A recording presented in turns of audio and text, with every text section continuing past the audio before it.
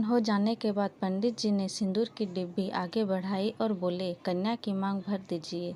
रियांश ने एक नज़र अंतरा को देखा जो अपना सर झुकाए सुबह रही थी। उसने अपनी चुटकी में सिंदूर लिया और उसकी मांग टीका ऊपर करके उसकी मांग में सिंदूर भर दिया। उसने जैसे ही उसकी मांग भरी तो अंतरा की आंखें खुद ही बंद हो गई और थोड़ा सा सिंदूर उसकी नाक पर आकर गिर गया। फिर पंडित जी ने उससे वहीं रखा हुआ मंगलसूत्र अंतरा को पहनाने के लिए दिया, लेकिन रियांश ने उसे पूजा की थाली से उठाकर अग्नि कुंड में डाल दिया। उसकी इस हरकत से देखकर सब कोई शॉक्ड हो गए, लेकिन सबसे ज़्यादा अगर कोई शॉक था तो वो थी अंतरा। उसे इस तरह से देख रियांश बोला, वो मंगलसूत्र तुम्हारा होने वाला पति लाया था, हो चुका पति नहीं। इतना बोलकर उसने अपने गले में पहनी हुई चेन निकाली और अंतरा को पहना दिया। थोड़ी देर बाद अंतरा अपना सिर नीचे करके देखती है कि वो एक पतली सी गोल्ड चेन थी जिस पर डायमंड का आर लेटर बहुत ही खूबसूरत सा पेंडेंट था। कुछ ही देर बाद शादी संपन्न हो चुकी थी, लेकिन अंतरा के आंसू अब भी रुकने का नाम ही नहीं ले रहे थे। खड़ा हुआ और उसने अंतरा को भी खड़ा किया। अंतरा जैसे ही खड़ी हुई उसके कदम लड़खड़ा गए, लेकिन इससे पहले कि वो गिरती रियांश ने उसे अपनी बाहों में थाम लिया। उसे इस तरह से लड़खड़ाते हुए देख अनिल जी जल्दी से आगे आए और अंतरा को रियांश के बाहों से खींचकर अपने सीने से लगाकर बोले, तुमने अपनी मनमानी करके मेरी बेटी से शादी तो जरूर की है, लेकिन मैं इस शादी को नहीं मानता। मैं इस शादी को मानने से इनकार करता हूँ और मैं अपनी बेटी को तुम जैसे घटिया इंसान के साथ कभी नहीं भेजूँगा।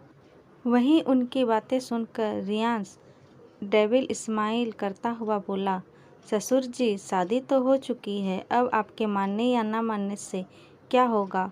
और जहाँ तक रही आपकी बेटी को मेरे साथ भेजने की बात, ये फैसला तो मैं आप पर छोड़ता हूँ। आप अपनी बेटी को उसके पति के साथ उसके ससुराल भेजते हैं या फिर अपनी शादीशुदा बेटी को अपने घर में रखते हैं। लेकिन मैं आपको जानकारी के लिए बता देता हूँ, ऐसी लड़की को समाज एक छोड़ी हुई औरत कहता है।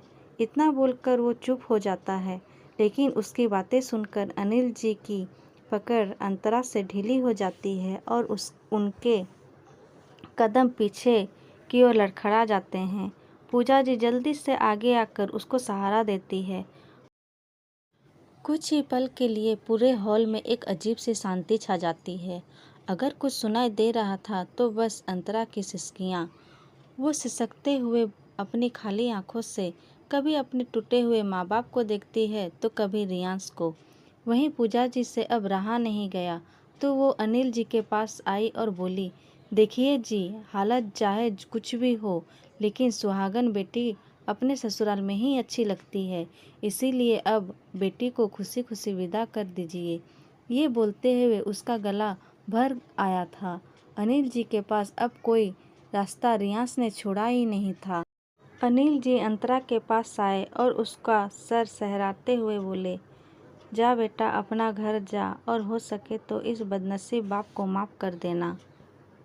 उनकी ये बातें सुनकर अंतरा उनके सीने से लग कर रो पड़ी।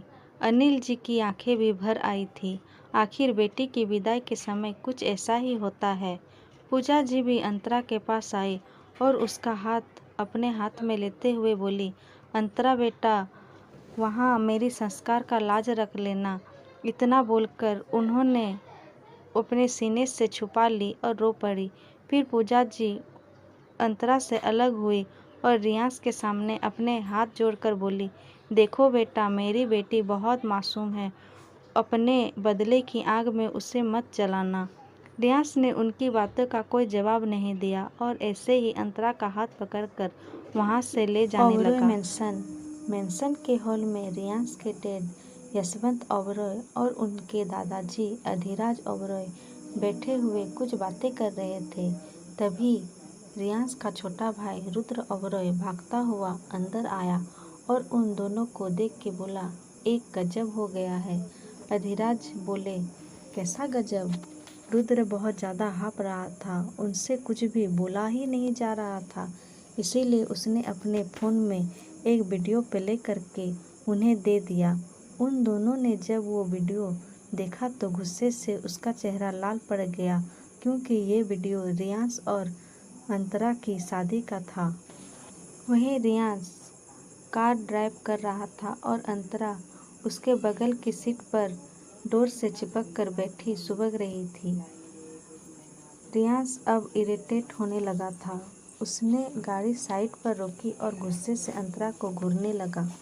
अंतरा ने जब कार को रुकते हुए देखा तो अपनी गर्दन रियांश की तरफ घुमाई, तो रियांश भी खुद से उसे देख रहा था। रियांश उसकी बाजू पकड़कर अपने रफ आवाज़ में बोला, बस बहुत हो गया ये रोना धोना। अब अगर एक भी आवाज़ तुम्हारे मुंह से निकली तो मैं तुम्हें गाड़ी से बाहर फेंक दूंगा। उसकी ऐसी बातें सुनकर अंतरा अंदर से कांप गई और अपना गर्दन झुका ली, लेकिन उसकी आंखों से आंसू बह रहे थे। खैर, कुछ देर बाद उसकी कार एक बड़े से मैंशन के बाहर आकर रुकी। रियांश ने एक नज़र अंतरा को देखा और बाहर निकलते हुए बोला, गाड़ी से बाहर आओ। उसकी बातें सुनकर अंतरा बाहर निकलने के लिए डोर खोलने लगी, लेकिन डोर उनसे नहीं खुला। वहीं रियांश ने उसे डोर के साथ मशक्कत करता देखा तो उसने एक गहरी सांस लेकर डोर ओपन किया और अपने भारी आवाज़ में बोला, अब बाहर खुद से आ सकती हो या मुझे ही लाना पड़ेगा।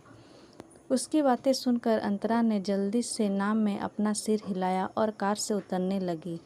जब वो बाहर आई तो उसका पैर लहंगे में उलझ गया और वह गिरती उससे पहले ही रियांश ने उसे संभाल लिया और चिढ़कर बोला, अरे यार, तुम हमेशा गिरती पड़ती ही क्यों रहती हो।